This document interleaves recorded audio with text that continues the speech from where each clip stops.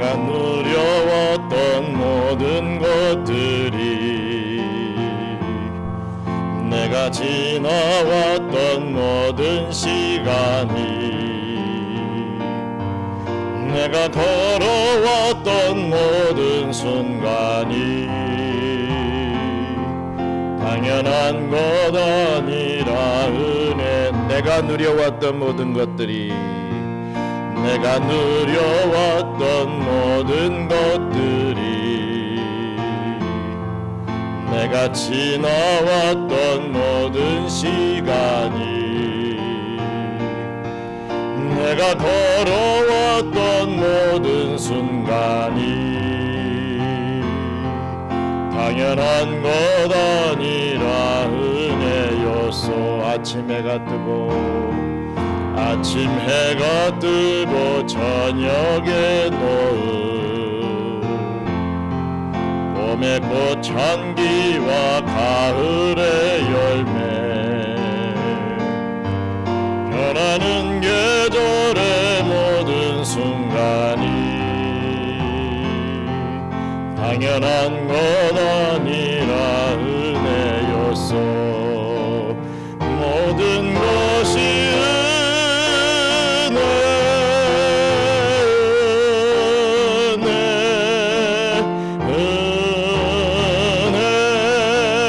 한없는 은혜.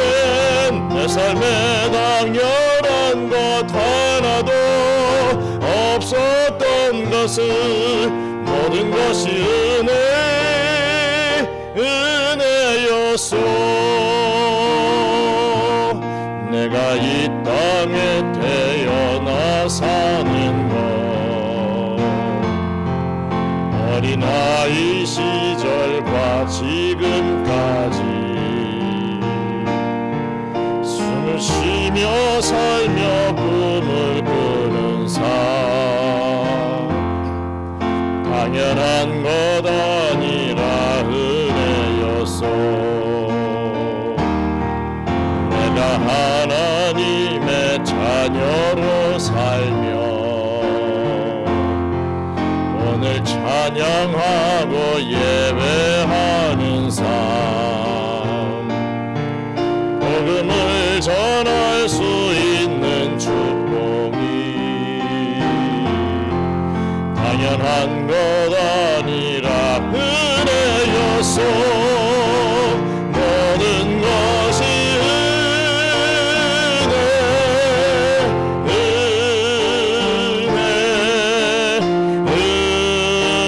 은혜, 한없는 은혜. 내 삶에 당연한 것 하나도 없었던 것을, 모든 것이 은혜였소. 모든 것이 은혜,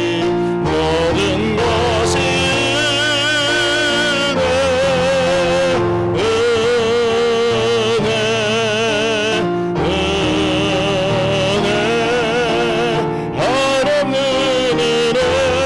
내 삶에 당연한 것 하나도 없었던 것을, 모든 것이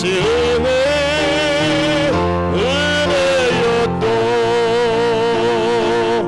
내 삶에 당연한 것 하나도 없었던 것을, 모든 것이 은혜였소.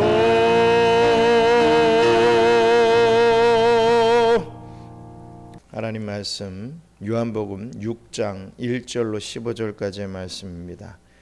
요한복음 6장 1절로 15절까지의 말씀 중에 우리 11절 한 구절만 우리 함께 봉독하겠습니다. 6장 11절 말씀 함께 읽겠습니다. 예수께서 떡을 가져 축사하신 후에 앉아있는 자들에게 나누어 주시고 물고기도 그렇게 그들의 원대로 주시니라. 아멘. 어린아이가 가지고 있던 이 조그만 도시락, 이 오병이어죠. 떡 5개와 물고기 2마리, 이 오병이어로 5,000명을 먹인 이 사건은 이 교회를 조금 다녀봤다라고 하시는 분들이라면 너무나도 잘 알고 있는 사건일 것입니다. 사실 사복음서가 모두 기록하고 있는 사건은 이 오병이어의 이 기사밖에 없습니다. 다 많은 이적들이 있는데 이 오병이어는 이 사복음서에 다 기록되어 있는 것을 보게 됩니다. 왜겠습니까? 그만큼 중요하기 때문이죠. 그만큼 중요하기 때문에 성도들이 그 의미를 꼭 알아야 하는 그런 표적이기 때문에 하나님은 이 사건을 이 사복음서에 다 기록하도록 하셨다는 말씀입니다. 이 표적은 요한복음에 있어서는 네 번째 표적이 됩니다. 우리 기억하십니까? 첫 번째 표적이 뭐였습니까? 물을 포도주로 바꾸는 표적이었죠. 이 표적은 포도주가 떨어진 것 같은 이런 기쁨 없는 세상에 포도주가 있어야 기쁨이 있는데 포도주가 없다 이거죠. 기쁨이 없다 이겁니다. 이 기쁨 없는 세상에 무엇을요? 다시금 포도주이신 예수를 통하여서 기쁨을 주신 예수를 상징한다는 거죠. 우리 이 기쁨 없는 세상에 예수님이 기쁨을 가지고 오셨다. 복음을 가지고 오셨다. 이런 의미라는 겁니다. 두 번째 표적은 뭐겠습니까?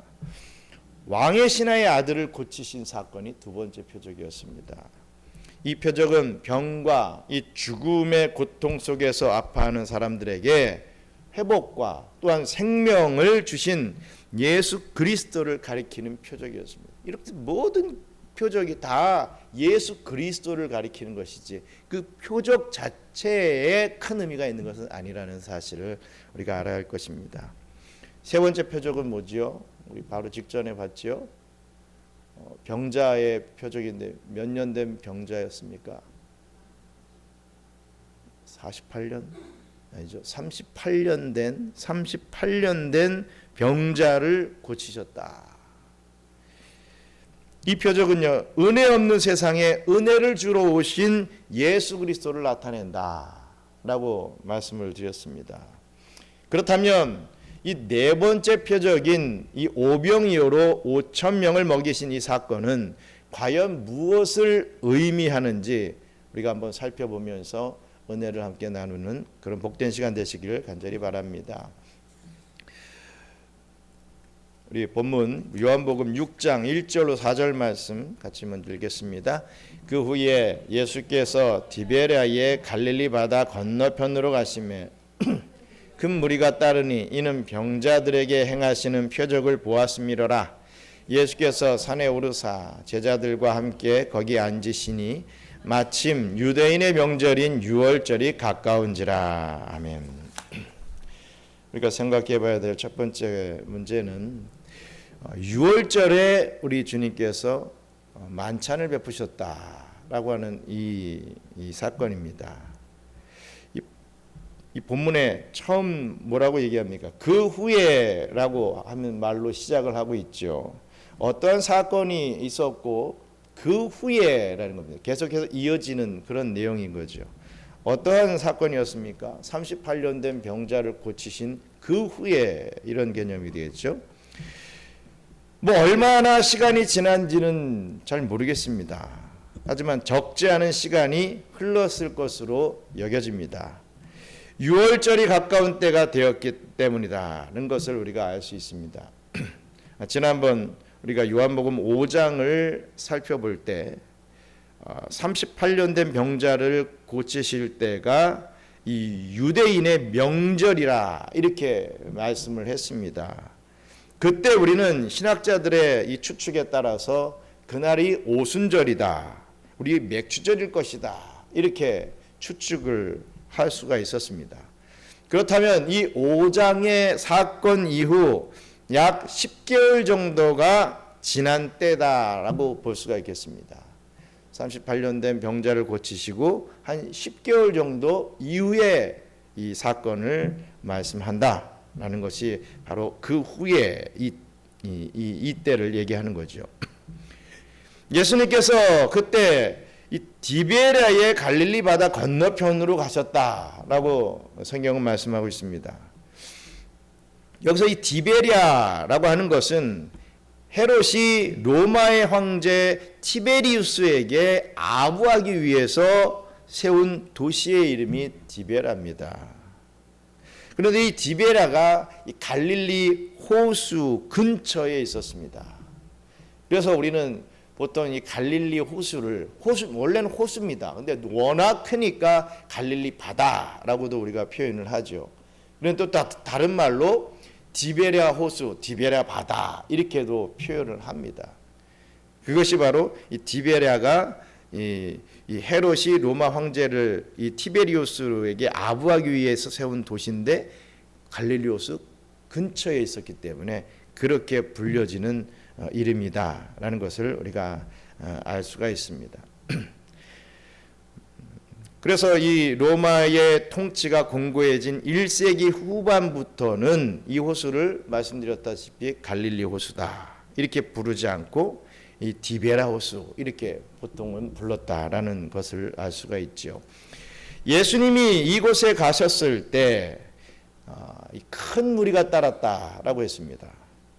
마치 이 골프 스타가 공 한번 치고서 딱 이제 홀을 옮길 때에 많은 갤러리들이 막 그 골프 스타의 뒤를 따라서 이 홀을 옮기듯이 그렇게 많은 무리가 예수님을 쫓아왔다는 것입니다. 근데 왜겠습니까? 골프 스타를 쫓아갔을 때는 뭐 좋은 플레이라도 보려고 쫓아가는 것이겠지만 왜 예수님을 쫓아갔겠습니까? 그 이유는 이렇게 병자들에게 행하시는 표적을 이들이 봤기 때문에 내 병을, 내 가족의 병을, 내 이웃의 병을 좀 고쳐줄 수 있을까라고 하는 그런 바람에서 쫓아갔던 것입니다. 그래서 분명히 본문에서는 병자들에게 행하시는 표적을 보았음이로라 라고 그 이유를 밝히고 있지요. 성경이 일일이 그 구체적인 내용을 밝히지 않지만 이 요한복음이나 다른 복음서에서 볼 수 있듯이 우리 예수님은 참 많은 이적과 기사를 행해 보여주셨습니다. 이것을 보고 놀라움을 느낀 사람들이 예수님을 따랐던 것입니다. 저 사람을 쫓아가면 내 병이 나을 것이다. 나의 어떤 문제가 해결될 것이다 라고 하는 그러한 바람에서 예수님을 따랐던 것이죠. 이때 예수님은 산에 오르셔서 앉으셨는데 예수님은 이렇게 자주 산에서 제자들과 사람들을 가르치곤 했습니다. 산에 높이 올라가서 그 아래를 바라보면서 이 많은 사람들에게 말씀을 전하기 참 어떤 용이한 점이 있었기 때문에 그렇게 많이 했을 것이라고 생각을 합니다. 그 유명한 산상수훈도 이렇듯 산에서 말씀을 가르치신 내용이 바로 산상수훈 아니겠습니까? 그런데 그때가 이제 6월절이 가까운 때인 것을 성경은 굳이 밝히고 있습니다. 굳이 밝히지 않아도 될 것을 이렇게 밝히고 있는 것은 그만큼 그때가 중요한 때라는 것을 말씀해 주기 위함이었다는 것을 우리가 캐치해낼 수가 있습니다. 6월절과 이 시간은 깊은 연관이 되어 있다는 것을 말씀해 주기 때문입니다. 6월절은 어떤 날입니까? 우리가 잘 알다시피 이 6월절이라고 하는 것은 이스라엘 백성들이 애굽을 탈출할 때 10번째 재앙으로 이 애굽의 모든 장자를 우리 하나님께서 죽이십니다. 장자의 저주가 있었지요.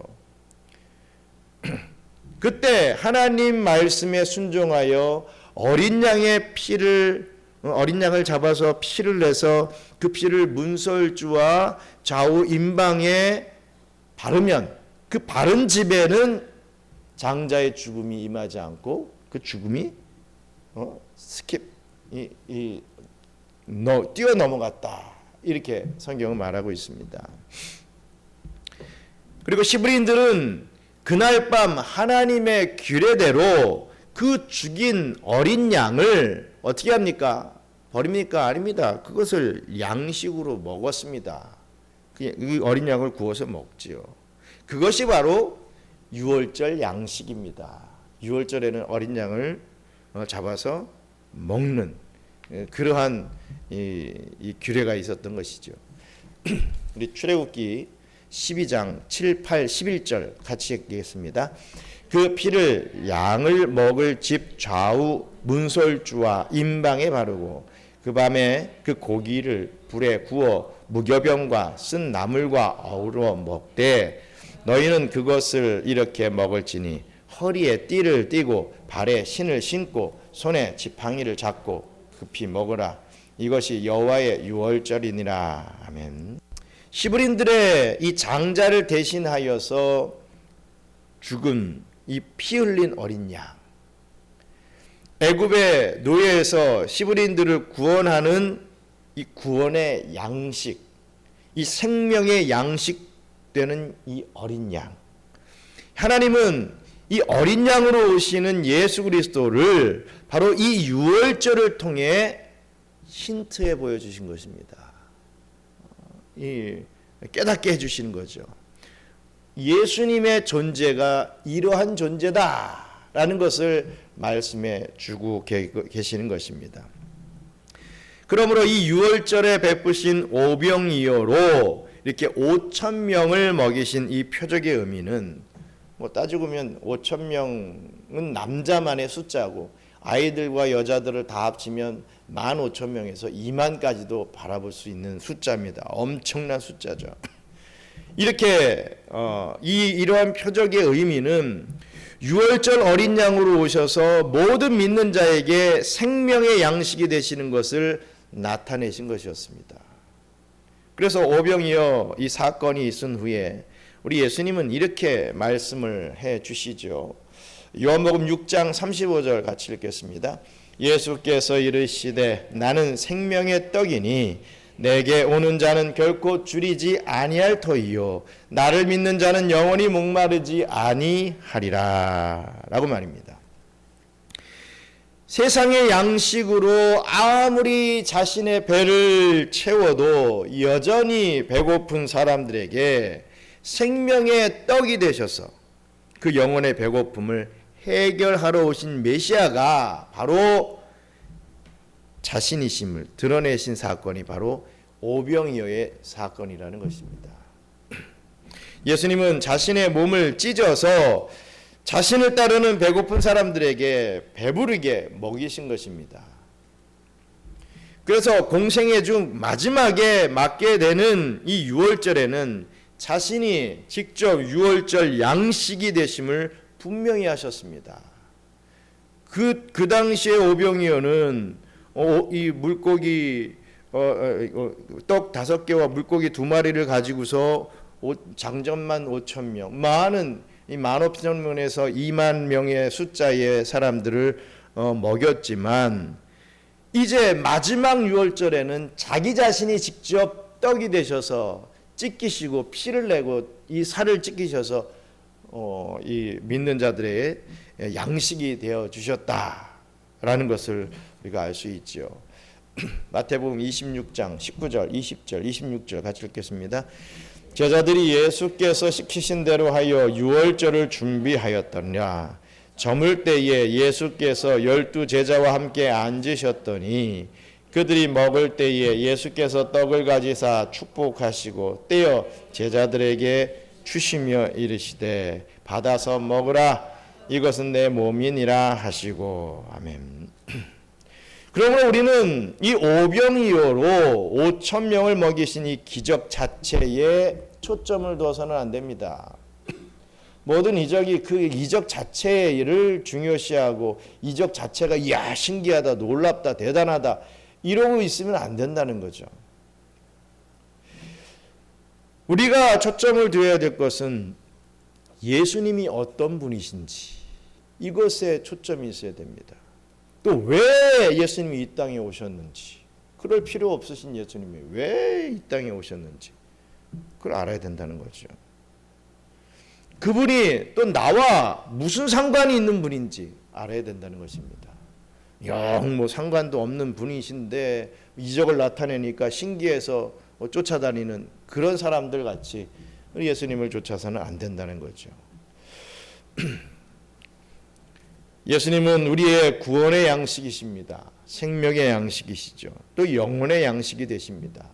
우리는 이 양식을 먹어야 된다는 거죠. 양식을 먹는다라는 것은 예전에도 말씀을 드렸듯이 이 우리가 뭘 먹는다, 제가 이 물을 마신다, 어떤 뭐 빵을 먹는다, 밥을 먹는다, 반찬을 먹는다라고 하는 이 먹는다의 행위는 영적으로 믿기 때문에 먹을 수 있는 거 아닙니까? 이게 독이 되었다 그러면 어떻게 먹을 수가 있겠습니까? 아무리 빛깔나고 아무리 맛있어 보여도 이거 먹으면 죽는다라고 하면은 누가 그 음식을 먹겠습니까? 독이 타 있는 물이다. 그러면 누가 마시겠습니까? 먹는다라는 것만큼 믿음의 행위를 정확하게 표현할 수 있는 표현이 어디 있겠습니까? 내가 믿으니까 먹을 수 있듯이 그 정도로 우리 예수님을 믿어야 된다라고 하는 의미입니다. 6월절의 양식을 어린 양을 잡아서 먹듯이 믿음으로 우리 예수님을 먹는다. 그런 표현이라는 거죠. 이 예수를 내 안에 모실 때 우리는 영원히 줄이지 않게 된다는 사실을 깨닫기 바랍니다. 그 은혜를 온전히 이 땅에 살면서 누리게 되시는 저와 여러분들 되시기를 간절히 바랍니다. 또 우리 요한복음 6장 5절로 7절 말씀 읽겠습니다. 예수께서 눈을 들어 큰 무리가 자기에게로 오는 것을 보시고 빌립에게 이르시되 우리가 어디서 떡을 사서 이 사람들을 먹이겠느냐 하시니 이렇게 말씀하심은 친히 어떻게 하실지를 아시고 빌립을 시험하고자 하심이라. 빌립이 대답하되 각 사람으로 조금씩 받게 할지라도 200데나리온의 떡이 부족하리이다. 아멘. 오늘 이 오병이어의 이적은 또 하나의 목적이 있었습니다. 이 빌립을 시험하기 위한 목적이 또 있었습니다. 수학이냐 신약이냐 수학이냐 신학이냐 이것을 깨닫게 하기 위함이었다는 것입니다. 예수님께서 많은 사람이 자기를 따르는 것을 잘 지켜보셨죠. 그래서 10절에 보시면 오병이어로 5,000명을 먹였다고 했는데 말씀드렸다시피 이 여자와 아이들까지 합치면 15,000에서 2만 명 가량이 됩니다. 이것을 가지고 이 빌립을 시험코자 했었다는 말씀입니다. 이것은 빌립이 가지고 있는 한계를 드러내시고 또한 그 한계를 뛰어넘도록 하시고자 하는 예수님의 의도가 있었던 것입니다. 이 성경의 기사를 통해서 오늘날의 빌립과 같은 저와 여러분을 한계를 느끼고 있는 우리들을 그것을 깨닫게 하고 좀 더 이 한계를 뛰어넘도록 만들게 하시기 위한 그러한 목적을 갖고 이런 이적을 보여주셨다는 거죠. 그렇다면 그 한계가 무엇이겠습니까? 빌립은 눈으로 보이는 숫자, 즉 수학적 사고에 딱 갇혀서 머물러 있었습니다. 자기의 울타리 그거 안에서만 자기 안경 가지고만 세상을 보는 거죠. 사물을 보는 겁니다. 그래서 예수님은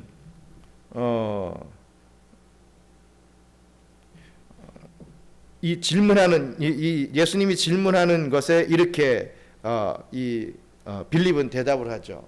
예수님이 얼마나 어디서 너희가 이 무리들을 먹이라 하셨을 때의 이 질문을 이 빌립이 이 대답을 하는 것이 각 사람으로 조금씩 받게 할지라도 200데나리온의 떡이 부족하리이다. 이렇게 이 질문을 하는 것을 보게 됩니다. 예수님의 그 질문에 답을 하죠. 이 말은 무엇입니까? 최소한 200데나리온이 있어야 한다는 계산을 해낸 것입니다. 막 어떤 문제가 딱 생기면 막 머리를 굴립니다. 계산기도 막 치고 막 하면서 짠 하고 놔둔 게 그래도 최소한 200데나리온이 있어야 뭐 조금이라도 이렇게 입에 풀칠이라도 하지 않겠습니까? 이런 얘기를 한 것입니다. 빌립은 나름 계산에 참 빨랐던 사람이었던 것 같습니다. 여러분, 이 한 데나리온이라고 하는 것은 당시 이 사람의 한 사람의 하루 품삯이었습니다. 하루 품삯이 이 한 데나리온입니다. 오늘날로 치자면 오늘날 우리 하루 일당을 보통 10만 원이라고 측정을 보통을 한다고 하면 약 2천만 원에 가까운 돈은 있어야 이들을 먹일 수 있다. 한 끼 식사를 하는데 2천만 원이나 든다. 이런 얘기는 거죠. 그것도 아주 박하게 했을 때 그게 가능한 숫자입니다. 돈입니다. 이렇게 얘기하는 것이죠. 빌립은 자신의 지혜로 이 예수님의 질문에 이렇게 답을 했던 것입니다. 그게 빌립에게 있어서는 최선이었습니다. 아주 지혜로운 그런 답변이었던 거죠. 양식 되시는 예수님에 대해 전혀 생각을 하지 못하고 그저 사람들의 육체적 배고픔, 이 배고픈 사람들의 그 숫자, 그리고 이 사람들의 배고픔을 해결해 줄 수 없는 이 한계적 현실에 이 빌립은 매몰되어 있었던 것입니다. 예수님의 질문은 신학적인 질문이었습니다. 그런데 예수님은 신학적인 질문을 던졌는데 이 빌립이라고 하는 사람은 수학적인 대답을 한 것이죠. 여러분, 신앙생활은요, 절대로 수학으로 하는 것이 아닙니다. 신앙생활은 신학으로 해야 합니다. 수학은 시간과 공간 세계에서 취급되는 인간 지식의 한 분야이죠. 수학은 일정한 공식에 따라 일정한 답이 나오기에 일종의 이 과학입니다. 어떤 분들은 수학을 참 좋아하시는 분들이 있죠. 근데 그 이유가 답이 딱 떨어지기 때문에 수학을 좋아하는 분들이, 수학을 좋아하시는 분들은 보통 그것 때문에 좋아해요. 많은 세상의 현상들이 답이 없잖아요. 답을 딱 낼 수가 없는 그런 게 많이 있는데 수학은 어찌든지 답이 나온다 이거죠. 그래서 수학을 신봉하고 수학을 좋아하는 경우들이 있는데 신앙생활은 결코 수학에 머무르면 안 된다는 것을 우리 예수님께서 가르쳐 주고 계시는 것입니다. 참 보면요, 예배도 계산적으로 드립니다. 내가 이번 이렇게 한 번 예배 드리면 어떻게 되겠지. 내가 이번 수요 예배까지 나가면 하나님이 이 정도까지 나를 좀 생각해 주실 거야. 내가 예배 생활 잘하다가 예배 생활 이제 하니까 하나님 이 정도의 문제는 좀 해결해 주셔야 되지 않겠습니까? 봉사도 계산적입니다. 내가 어느 날 이렇게 해서 봉사를 하면 하나님이 이렇게 해서 복을 주시겠지. 복 주셔야만 합니다. 또 이렇게 봉사를 하면 다른 사람이 나를 좋아해 주고 또 우러러 보겠지. 이런 계산이 막 따라온다 이거죠. 우리의 일상 생활에서도 막 계산을 합니다. 슈퍼마켓에서 물건 사고 계산하듯이 모든 것을 다 계산을 하면서 하나님과 이 신앙의 문제를 딜을 하기 시작한다 이거죠. 여러분, 그러면요, 하나님도 그 사람과 딜을 합니다. 하나님 편에서도. 하나님은 은혜와 사랑을 베풀어 주시는 우리의 하나님이신데 우리 편에서 자꾸 모든 면에서 막 딜을 하고 막 들어오면요, 하나님도 은혜와 사랑을 딱 멈추시고 딜을 하십니다. 얼마나 힘든 인생을 살아가게 될 것입니까? 그러면 안 된다는 거지요. 신학은 하나님은 누구이시며 그 하나님은 나와 어떤 관계가 있는지에 대한 답을 정확하게 줍니다. 그게 신학입니다. 신학은 시간을 초월하지요. 공간을 초월합니다. 신학은 과학을 초월합니다.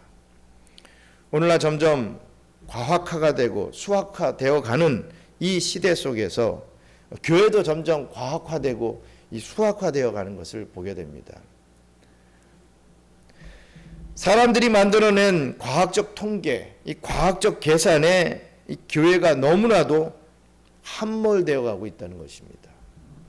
그러니 하나님의 말씀과 하나님이 주신 사명감보다는 이런 숫자적인 상황에 더욱 신경을 쓰는 모양새가 바로 오늘날의 교회의 모양새가 되고 있습니다. 교인의 숫자, 헌금의 액수, 교회 규모 이런 것에 막 연연하게 되죠. 그러나 여러분 교회는요 숫자로 표현할 수 없는 그러한 공동체입니다. 한 영혼, 한 생명, 한 목숨을 어떻게 수학적으로 표현할 수 있겠습니까? 하나님의 능력과 위대성을 어떻게 숫자로 표현할 수 있겠느냐라는 것입니다. 갑자기 이런 글이 생각이 납니다. 제 페이스북에도 올린 글인데 몇십 년을 한 30년 뭐 넘게 목사님이 이제 목회를 했습니다. 그런데 부흥이 없어요. 그냥 늘 30명, 뭐 20명, 30명 그 어간에서 계속 이 교회를 한 30년 동안 해온 거예요. 한 30년 하니까 그 안에서 이제 장로님이 있을 거 아닙니까? 이 장로님이 목사님에게 하루는 이런 얘기를 하더래요. 아니 목사님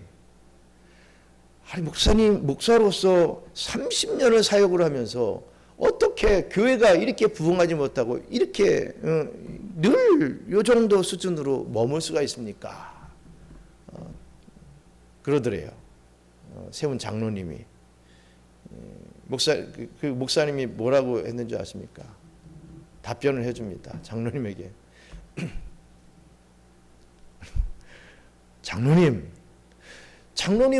30년 동안 사업을 해오시면서 어떻게 그 사업이 요 모양 요 꼴입니까? 그러니까 그 이후부터는 장로님이 목사님한테 그런 얘기를 안 하시더래요. 하물며 우리가 어떤 이 사업하는 이런 부분도 물론 막 성장하고 하시는 분들도 물론 있지요. 그런데 참 힘들지 않습니까? 뭐 망하기 일쑤고 한데 그런데 정말 30명을 꾸준히 30년 동안 이렇게 해왔다는 것은 어떻게 보면은 참 저는 목사로서 참 존경하고 참 대단하다라고 생각을 합니다. 그거 한 우물에서 한 사역지에서 그렇게 바라보면서 꾸준히 30년을 해올 수 있었다는 것은 정말 대단한 것입니다. 저도 중국에 뼈를 묻기 위해서 그런 각오로 갔지만 뭐 아무리 내가 그런 뜻을 반다 하더라도 하나님께서 옮기시면 10년 만에 또 옮길 수밖에 없는 그런 부분도 있는 것이죠. 우리의 뜻대로 우리의 마음대로 되면 얼마나 좋겠습니까? 하지만 그렇게 안 된다는 겁니다. 수학적으로 답이 딱딱딱 나오고 뭐 20년, 10년, 20년 딱 하면은 막 2배, 3배, 10배 막 이렇게 부흥하고 막 이러면은 얼마나 좋겠습니까? 그런데 그렇지 않다는 것이지요. 하지만 어찌됐든 수학도 과학도 하나님이 우리에게 주신 일반 은총의 산물임은 분명합니다. 우리는 이 수학을 사용하여서 이 과학을 이 교회에서 사용해서 계획하고 또 실행하는 그런 모습들이 나타나야 됩니다. 무조건 믿음으로 한다고 뭐 그냥 덤비는 것은 오히려 하나님의 뜻과 맞지 않는 그런 경우들이 많지요. 믿습니다. 우리는 다 할 수 있습니다. 하고 뭐 기도하면 다 만사형통 같이 뭐 한다 그러면 그건 또 말도 안 되는 것이지요.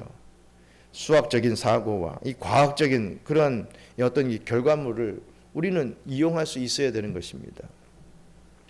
그런데 제가 오늘 말씀드리고 싶은 것은요. 오늘날은 이 수학과 과학이 신학을 정복해 버린 그런 시대가 되어버렸다라는 것을 말씀드리고 싶은 것입니다. 오늘날 교회는 너무나 계산적입니다. 그래서 하나님이 주신 사명인 교회 개척과 이 선교에 너무나 소극적이 됩니다. 코로나 이후로 이 선교의 부분들은 너무나도 축소가 되어 버렸습니다. 교회 개척도 개척해도 뭐 소망이 없죠. 계산적으로 보면은 안 되죠. 지하실에 누가 개척했다고 누가 하겠습니까? 물론 하나님께서 또 보내주시는 분명한 그런 분들이 있지만 정말 계산적으로 봤을 때 누가 지하실 교회 가겠습니까? 누가 목사님 사모님과 성도 한두 명 있는 교회 누가 가길 좋아하겠습니까? 가면 자기가 고생할 거 뻔히 아는데 수학적으로 머리를 굴리면 야 이거는 손해보는 장세인데 그냥 잘 갖춰진 교회 뭐 카페 있는 교회 정말 이 서점까지 있는 있는 그런 교회를 가면 얼마나 좋겠습니까? 많은 사람들이 함께 교류할 수 있는 그런 교회를 가면은 남는 장사인데 너 나를 잘 알아보지 못하고 이런 부분으로 가면 얼마나 좋을 텐데 왜 계산해 가지고 손해 보는 장사, 손해 보는 교회에 가겠습니까? 수학과 과학이 신학을 정복했다라는 것입니다. 그래서 개척교회, 이 선교 이런 것을 안 하지요. 여러분 하나님의 일은요 돈이 없어서 못하는 것이 절대로 아닙니다. 하나님의 일은 시대가 어렵다고 또 다 망하고 있다고 나도 어려워야 하는 것이 절대로 아닙니다. 하나님의 일은 이 숫자를 초월하시는 하나님이 하시기 때문에 이 수학과 과학은 하나님 앞에 무력합니다. 갈렙의 경우도 그러지 않았습니까? 갈렙은 자신의 나이 85세 이것은 숫자에 불과하다. 이것은 수학에 불과하다. 이렇게 노년에 그렇게 자기의 뜻을 펼쳤습니다. 우리 여호수아 14장 10절 12절 같이 읽겠습니다. 이제 보소서 여호와께서 이 말씀을 모세에게 이르신 때로부터 이스라엘이 광야에서 방황한 이 45년 동안을 여호와께서 말씀하신 대로 나를 생존하게 하셨나이다. 내가 85세로 돼 그날에 여호와께서 말씀하신 이 산지를 지금 내게 주소서. 당신도 그날에 들으셨거니와 그곳에는 아낙 사람이 있고 그 성읍들은 크고 견고할지라도 여호와께서 나와 함께 하시면 내가 여호와께서 말씀하신 대로 그들을 쫓아내리이다 하니. 아멘. 나이는 숫자에 불과하다고 얘기했습니다.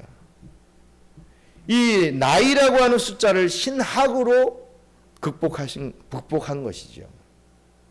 어떤 이 자기개발 이런 강의하시는 이 강사님이 이런 얘기를 하더라고요.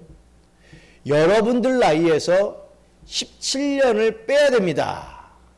그게 여러분들이 앞으로 더 이제 언제까지 살 수 있는 수명의 나이입니다. 뭐 이런 식으로 표현을 하는 거예요.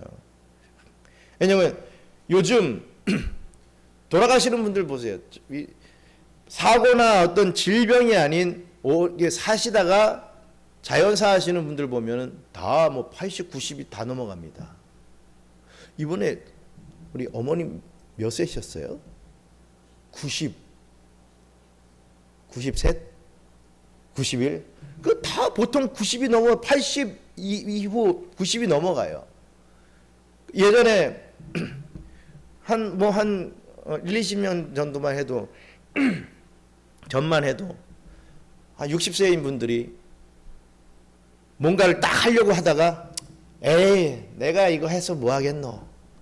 이제 뭐 10년 길어야 뭐 15년 살다가 갈 텐데. 그런데 보니까 30년을 더 살아. 60에 그런 생각을 했는데 30년을 더 사는 거야. 그러니까 이게 현실과 이상이 맞지 않는 그런 시대가 돼버렸습니다.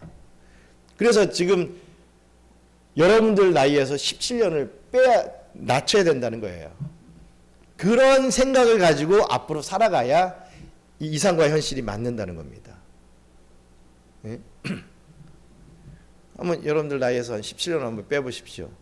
그게 여러분들의 실제 나이고 앞으로 여러분들이 얼마 정도 더 살겠다라고 예측할 수 있는 그런 이 시발점이 된다라고 하는 것이죠. 참 의미 있는 말인 것 같아요. 너무나도 장수하는 시대가 되어버렸고 이제는 뭐 거의 불치병이 없지 않습니까? 암도 거의 다 정복해 버렸고요. 참 그렇습니다. 뭐 어찌됐든 우리 하나님을 믿는 저 여러분, 이 숫자에 너무 연연하지 마시기 바랍니다. 내 나이, 지금 내 나이가 뭐 60이고 뭐 50이고 뭐 이래 가지고 이제 얼마 안 남았는데 뭐 이러면서 또 자포자기하지 마시기 바랍니다. 하나님이 함께 하시면 그 숫자를 극복할 수 있습니다. 이것은 교회뿐만 아니라 여러분들의 어떤 뭐 사업장, 뭐 가정 이런 거 다 마찬가지죠. 요즘 많이 참 어려운 시기입니다. 뭐 뭘 해도 잘 안 되는 시대를 살아가고 있습니다. 뭐 통계를 봐도 그렇죠. 그러나 하나님이 하시고자 하면 다 안 된다고 해도 또 됩니다. 바로 이러한 하나님을 신뢰하고 믿으시길 바랍니다. 사랑하는 경양선교교회 성도 여러분, 인생은 수학으로 만족하는 그런 피조물이 절대로 아님을 믿으시길 바랍니다. 인생은요, 신학으로 충족될 수 있는 것이요. 인생은 내 빵이 몇 개인가를 통해서 살아가는 존재가 되면 참 불쌍한 존재가 됩니다. 인생은 영원히 줄이지 아니하는 예수를 믿게 된다면 그야말로 축복이죠. 지금 눈에 보이는 빵의 개수에 우리의 이 생각과 우리의 어떤 이 사상이 함몰되지 마시기 바랍니다. 생명의 떡 되시는 예수님을 온전히 바라보시길 바랍니다. 6월절 어린 양 되시는 정말 우리에게 구원을 주시는 이 생명을 주시는 영적 이 배부름을 주시는 이 예수님을 통해서 이 감사와 또한 찬양을 올려드리게 되시는 저와 우리 경영의 성도님들 되시기를 주님의 이름으로 축원합니다. 우리 기도하고 주기도문으로 마치겠습니다. 여러분, 세상 많이 계산해야 됩니다. 우리가 뭐 어떤 일을 할 때마다 계산해야죠. 하지 말란 얘기 아닙니다. 하지만 계산을 딱 해놓고 그거에서 끝나지 말란 얘기죠. 그 답을 가지고 그게 100% 옳은 답이다, 맞는 답이다 이렇게 생각하고 좌절하지 말란 얘기입니다. 그 백그라운드엔 우리 하나님이 계심을 우리가 알아야죠. 내가 아무리 잔머리 굴리고 아무리 지혜롭게 뭐 계산을 해도 우리 하나님을 포함하지 않은 계산은 다 헛것입니다. 지금 우리에게 참 어려운 문제들 참 뭐 개개인별로 많겠지요. 우리 수학적으로 계산하고 절망하지 말고 우리 하나님께서 정말 나에게 복을 주실 것이고 또 나를 사용하여서 하나님의 귀한 이 사명들을 이루어 가실 것을 다시 한번 믿고 수학이나 과학이 아닌 신학으로 우리 더욱더 하나님 앞에 가까이 나갈 수 있는 또 어떤 이 결과들을 산출해 나갈 수 있는 그러한 복된 인생 될 수 있게 해달라고 우리 함께 같이 기도하겠습니다. 감사합니다. 하나님, 참으로 눈만 뜨면 계산하기 시작합니다. 아버지 하나님, 눈만 뜨면 내가 1분만 더 잤으면 내가 5분 뒤에 일어나면 더 낫지 않을까, 뭐 별의 그런 생각부터 해서 아침을 뭘 먹을까, 어떤 것을 먹으면 또 하루가 좋을 것인가, 내가 어떻게 하면 또 불리할 것인가, 막 이런 생각부터 해서 너무나도 피곤한 삶을 우리들은 살아가고 있습니다. 아버지 하나님, 누가 보고 있지도 않은데 나만의 감옥에 갇혀서 나만의 이 죄인들을 관리하는 그러한 이 사람들의 어떤 눈을 의식하면서 그렇게 계산적인 삶을 살아갑니다. 그러면서 늘 부정적인 말을 하지요. 아버지 하나님, 이래서 안 됩니다, 저래서 안 됩니다. 아무리 통밥을 굴려도 이것은 답이 나올 수가 없습니다. 이건 불가능합니다. 이건 뭐 하나님 할아버지가 와도 안 됩니다. 이런 식으로 하나님을 모욕합니다. 아버지 하나님, 전지전능하신 하나님이 바로 나의 하나님, 우리의 하나님이심을 믿고 수학이 아닌 과학이 아닌 신학의 삶을 살아갈 수 있도록 우리 주님께서 역사하여 주시옵소서. 감사합니다. 하나님, 정말 피곤한 삶이 되지 않게 도와주시옵소서. 우리 하나님과 늘 세상에서 하던 대로 딜을 하는 그러한 삶을 절대로 살아가지 않게 도와주시옵소서. 아버지 하나님, 하나님께서는 온전한 이 은혜와 사랑을 베풀어 주셨는데 우리 편에서는 뭘 그렇게 계산할 것이 많고 뭘 그렇게 아주 너무나 세밀한 계획으로 인하여서 그 하나님의 사랑과 그 은혜가 희석이 되고 너무나도 가볍게 여겨지는, 또 믿지 못할 그러한 부분으로 여겨지며 살아갈 경우가 너무나도 많이 있습니다. 용서하여 주시고 하나님을 온전히 하나님으로 믿는 그런 신앙의 우리 하나님의 백성들이 될 수 있도록 역사해 주시옵소서. 어려운 문제들이 있습니까? 아무리 내 능력과 내 계산으로 풀리지 않는 그러한 문제들이 있습니까? 수학적인 계산으로는 절대로 답이 나오지 않는 그런 문제를 안고 있습니까? 주님, 쥐고 있던 펜을 놓고 하나님을 바라보며 하나님을 품을 수 있는 그런 인격체가 되어서 하나님이 어떻게 역사하시는지, 오병이어로 이 15,000, 이 2만 명을 먹이셨던 우리 주님께서 우리의 인생을 어떻게 먹여주시는지를, 또한 그 문제를 어떻게 해결해 주시는지를 바로 깨달아 할 수 있는, 체험할 수 있는 그런 복된 인생들이 다 될 수 있도록 축복해 주시옵소서.